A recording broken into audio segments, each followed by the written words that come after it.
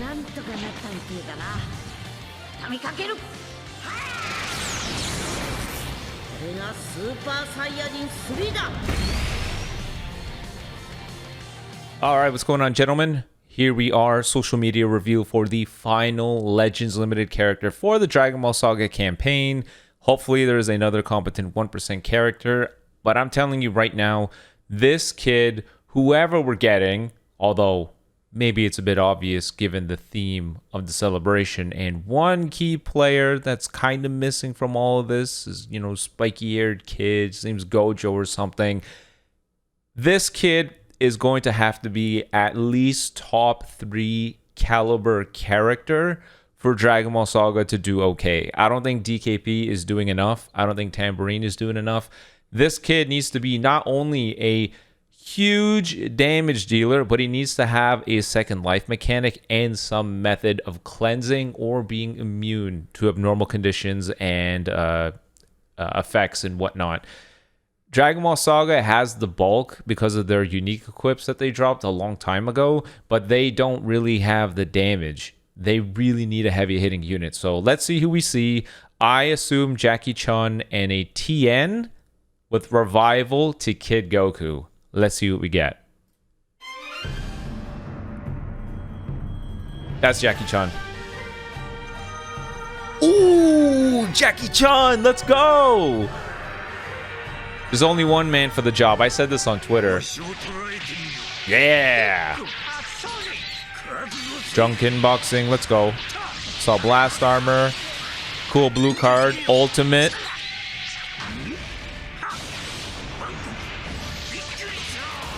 Oh my goodness, actually. Okay, very cool. Jackie Chun, we take those. Kid Goku, okay.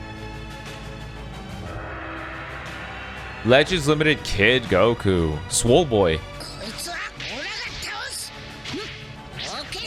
Strike cover change. Ooh. Bending Kamehameha. Hey, he's got the outfit damage. They did that with the old World Tournament stuff. The characters. Ozaru Punch.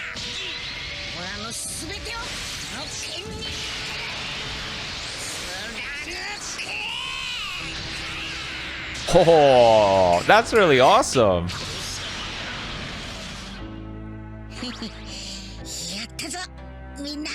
Oh man, we came so long. We've come so far since the original Ozaru Punch that the Legends Road Kid Goku had. Okay, I assume they're gonna post the kit immediately afterwards, so we're just gonna jump right into that. All right, here we go. Legends Limited Goku Youth. This guy, like we just talked about, has a lot to live up to. He has a lot on his shoulders. From that preview, it didn't look like any sort of second life mechanic. I assume endurance at a bare minimum. Indestructible, most likely. Let's go ahead and see what we get for Legends Limited Goku Youth. A lot rides on this guy's shoulders. Tenaciously survive until late into a fight when you'll become an even more powerful attacker. Legends Limited Goku Youth joins the fight. Sounds like a late game scaling character like Ultra Gogeta Blue. Strengths. Number 1, take powerful attacks with the Indestructible ability. Okay, they gave him Indestructible. This super strong ability prevents you from being defeated one time only when your health is reduced to 0. When Indestructible activates, your opponent's entire hand will be destroyed, which will prevent them from following up with an attack, unless they have a main ability, or they take away Vanish. We got a couple characters that do that. Number 2, speed you'd expect from young Goku. Completely restore the Vanish gauge up to 3 times with special arts. Nimbly dodge enemy attacks. Boasting that this Kid Goku can restore his Vanish doesn't give me a lot of faith, because Ku does this. Uh-oh. Number 3, high attack power in the latter half of battle. Goku has a unique gauge that charges when you use cards, and when it's fully charged, you'll get a permanent 40% boost to damage. Plus, you'll get another chance to charge it after Indestructible activates for a total of 80%. Ah, okay. So 40% of his damage is gatekeep behind Indestructible having to proc first. That's an interesting design choice. Endure any onslaught, then aim for a turnaround victory with Legends Limited Goku Youth. He's yellow. Okay. I was going to say, Tambourine being green is a bit of a weird choice, given they gave the unique equips to the World Tournament Goku and the World Tournament Piccolo Jr. And, you know, green and red slot for those two almost feels like it's taken up. I would have liked if Tambourine was yellow, but I guess they're going to give it to this guy. A excellent choice would be to Zenkai the Roshi now. Zenkai that guy. That'd be very smart. All right, let's see. Z ability. Buffs Dragon Ball, Saiyan, and Weapon Wielder. At Z ability 3, also buff the base blast defense of Dragon Ball characters. Yeah, okay. She's a strike-focused character. Nice. Strike cards. Has armor, so charge in without fear of enemy blast arts, plus reduce all your arts costs on hit. That's helpful. That's going to be very good if you're comboing for a while and you got all these characters that increase your cost, aka like Ultra Beast Gohan. Blast card, nothing. Okay, couldn't even have this guy restore 5 ki. No, nothing. Blue card. Landing this special move will reduce your sub counts on switch by 5, allowing you to get back on the battlefield quickly after switching to standby. Okay. Massive impact. On activation, draw a card. 30% blue card damage, uncancelable one time. And then another 30% blue card damage for 3 counts, but it can be canceled. Okay, so a one-time sure shot blue card with 60 or at least guaranteed 30% blue card damage. And then on hit, sub counts on switch -5. This is good. We did say that DKP would best leverage his disruptive capabilities by being able to swap out frequently. You know, he reduces ki, kills one card, and he increases arts cost. Those things would be truly beneficial if he had an ally that reduced substitution counts. Tambourine does that, Mercenary Tao does that, but this guy looks like he's selfishly reducing his own sub count. That's fine.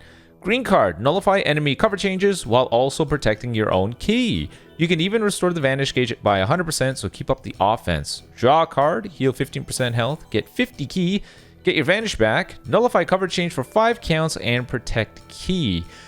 My only worry about this is you may be wasting your Vanish restoration charges with this. Like, if you're trying to combo, it kind of sucks that Kid Goku's going to have to make the choice between, okay, do I combo for a long time, or do I save it to get my Vanish back? Ultimate Gohan had the same issue. That's fine, though. Getting Vanish back, very, very helpful. Ultimate. Get a total of 80% to ult damage if there is a defeated battle member. Plus, penetrate endurance effects. Massive damage, massive impact damage. On activation, 50% ult damage that can be cancelled. Penetrate endurance, which can be cancelled. If there's a defeated battle member, you get another 30% ult damage. And on hit, destroy the entire enemy hand with blast armor when charging forward, so it's not a ranged ult. Cool. Main ability, cancel attribute downgrades in normal conditions. Already off to a great start. Very helpful for preventing paralysis and the like to disrupt you. As well as greatly increase various arts costs for all enemies. Disrupt your opponent's offense and gain the upper hand. You draw your ult, heal 30%, get 50 ki, cancel attribute downgrades in normal conditions, and all enemies strike blast special move arts cost go up by 20 for 10 counts. Not bad. Now, this is where it gets interesting. Is this guy gatekeep to Dragon Ball? They did it for Daima. Are they going to do the same thing for this guy? Let us see. So, at the start, unique gauge is up 30%. 270% damage. 150% damage guard. Holy crap. They don't care anymore. They're really upping the ante. They're gradually feeding in characters with much higher damage guard, but it's being rivaled by characters that have really stupid damage numbers anyways. That's completely fine. The reason why I'm not as baffled by this is because when I saw DKP's 130% damage guard, I couldn't help but think, wow, that means that this guy really will have some bulk to his kit. And he did, but because the tag as a whole didn't have enough to stop combos, it felt more like, okay, instead of death by 1,000 cuts, it's death by 2,000. DKP just took a whooping for a lot longer. That's all it was. 150% damage guard, very impressive. 50% ki recovery, level 1 card draw speed, -5 to strike and blast arts cost. Okay, this explains why they didn't give him any ki restore on the blast card. If he's fighting with another Dragon Ball ally, 20% damage. Oh, another 10% damage guard. Wow. 160% damage guard. Holy crap. They really aren't holding back anymore. That's pretty good. Unique ability. Goku has Indestructible, which allows you to survive one time only when your health reaches 0. If the enemy uses a blue card, ultimate, or awakened arts, you recover health and reduce their arts power up to 3 times. The enemy's ki will be reduced by 35 when you get hit by an arts attack, so take the enemy's attacks without fear. If there's a defeated battle member, using a striker blast will increase your draw speed, making Goku an even more powerful attacker. Oh! So like Ultra Super Vegito or the Buu Duo on the Goku side, he stacks card draw speed if there's a defeated battle member? That's interesting. On battlefield entry, he'll draw a card if he has 3 or fewer. Heal 10% of his health. Okay. Okay. Okay. See, this is what I mean. Now, the World Tournament Goku just feels like he has so much more value than Tambourine now. Because that guy heals very similar to Ku for characters. This guy with 160% damage guard, World Tournament Goku support, paired alongside his Ki Disrupt, paired alongside his uncancelable Cover Null and the granting of a card, and endurance and healing. I don't know if Tambourine has enough in his kit to supersede that. I can't help but feel like the World Tournament Goku just offers more now. 10% healing when he shows up, getting another 10% from the World Tournament Goku. This guy will have a lot of beef. He's going to survive for quite a bit. Getting only 20 ki, no doubt they're thinking of the supportive characters that will give you more ki on swap out. Nullify cover change for 5 counts. Okay, cover null on entry, very good. He gets a Dragon Ball, that makes sense too. DKP right now, his forte thing is his Rising Rush. And one thing that would help him is rapid Dragon Ball acquisition, so that's good. And then he also reduces enemy draw speed. This is good too. Maybe not right now, we don't really feel it, but in the future we will notice this as they don't give characters as much card draw speed. On strike and blast arts use when there's a defeated battle member, he gets ki plus 10. Strike damage plus 20%, so he stacks up strike damage every time he uses a strike or blast with a defeated battle member, restoring 10 ki, and he gets level 2 card draw speed. Really, really good, but that hinges on a defeated battle member, and this explains why the blast card doesn't give more ki. He'll be a long combo guy so long as he's left alone. We already know that the World Tournament Piccolo Jr. pop a green card and he's been on the field for long enough. The level 2 card draw speed is noticeable, so this is good.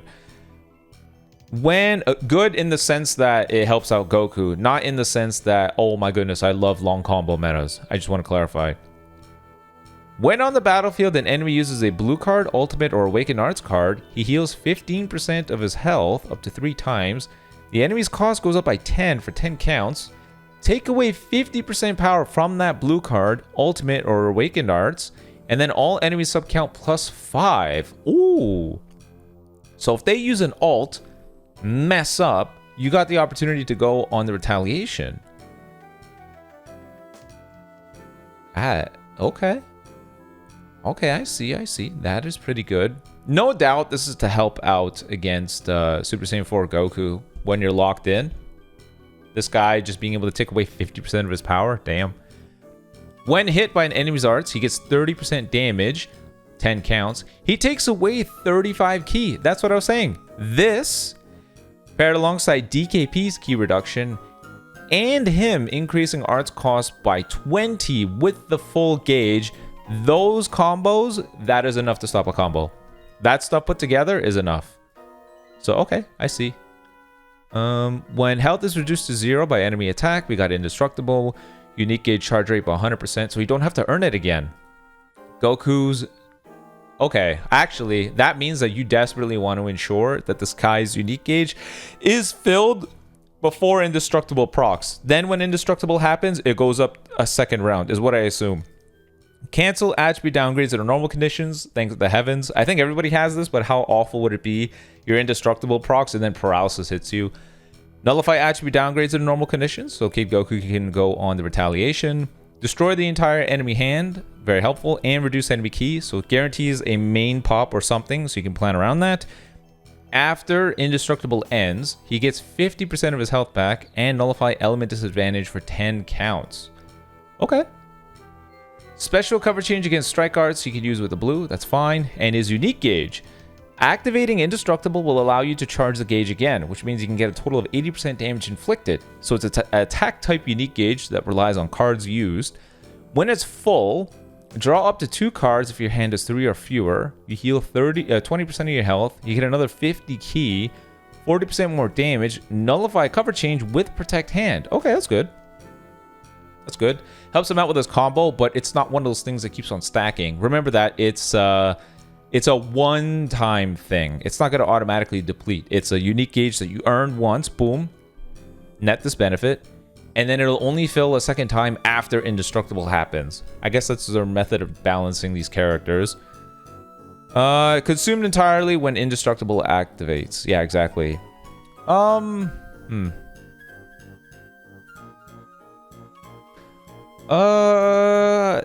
Does it provide any additional benefit once it's full and he shows up on the battlefield? I don't think so. I think this is just a unique gauge when full kind of thing. It would have been nice if it provided some benefit. It was one of those things we were critical with the yellow Goku Black. When he has the full unique gauge, there's no, additional benefit. It's just now you have this burden of depleting the unique gauge. If it did something like, oh, my opponent now loses 5 key every time he hits me when the unique gauge is full, or you show up on the field with cover null for 5 counts now, we would understand. But because it didn't, it's like, this kind of sucks. Kid Goku, it looks like the same thing. You get this once, but if you swap out and then you enter again, you're not getting anything else. You now have to wait till Indestructible happens to pop it. Although, granted, you get 40% extra damage. Okay. How do we gauge this character? I don't know. I don't know how to rank this character. It's not very clear right now. We're in this weird period where the game is trying to transition to a new generation of, we're going to give these characters bigger bulk, bigger damage, but we're going to strip away some of the technical aspect of what they can do in an effort to make the meta less insufferable to deal with. Nobody likes super long combos, but at the same time, nobody likes not being able to do anything. They need to strike a healthy balance of I can combo respectively, and my opponent can disrupt me respectively, without paralysis and all this other crap. Does he do what Dragon Ball needed? Yes. It looks like he has high damage multipliers, high damage guard too, which means he will be a tanky guy, and he has a second life mechanic, but at the same time, it doesn't look like he has any super obnoxious long combo mechanics. The unique gauge slightly charges to net him more cards. He only has level 1 card draw speed until somebody is dead, and otherwise he has very limited cover null outside of his green. But the green will come at the cost of restoring your vanish, so it's a decent trade-off to make this character not feel super crazy. I don't know where that places him in the meta right now.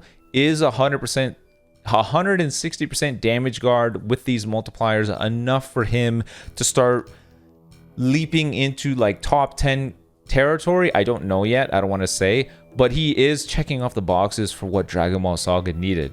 This is going to be one of those things where in practice we'll be able to judge him best. DKP is argued to not even be top 10 for a lot of people, simply because 130% damage guard is fantastic, but because there's so little tools for him to deal with the meta, because we're still transitioning over to a new gen of characters, he's not good enough yet. The multipliers have to be more, and this guy has 30% more over DKP, so who knows? He could be top 10 material, like top 6. He could not be, because the other characters just got too much crap. We will have to see, but I think this character fits the bill perfectly for what Dragon Ball needed. I think he fit the bill perfectly. Little bit of disrupt, second life mechanic, high damage multipliers, whatchamacallit. There's a subcount manipulation to help out the remainder of the team. So I think he fit the bill. I think for what they needed, he fit the bill. And then paired alongside the unique equips, the whatever equip comes out with him, because he's a yellow Saiyan, he may have access to easier Zenkai buffs if you decide to use the World Tournament Goku with him and then DKP later slot. That might be easier for him too. Either way, I think it looks good. You let me know in the comment section below what you think about the character. But until next time, guys, peace.